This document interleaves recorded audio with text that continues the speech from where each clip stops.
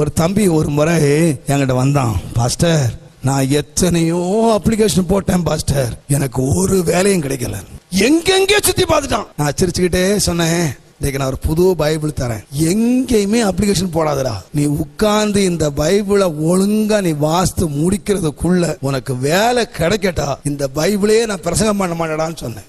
ஒரு பாதி வாசித்திருக்க மாட்டாங்க. ஒரு நாள் ஓடி வந்தான், அங்கிள் அங்கிள் அங்கிள் 2 அப்பாயின்மெண்ட் வந்திருக்கு. அங்கிள் எதுக்கு போறது அப்படின்னு நான் சொன்னேன், 2ல் 1 தேவன் கொடுத்தது, இன்னொன்னு பேய் கொடுத்ததுன்னு.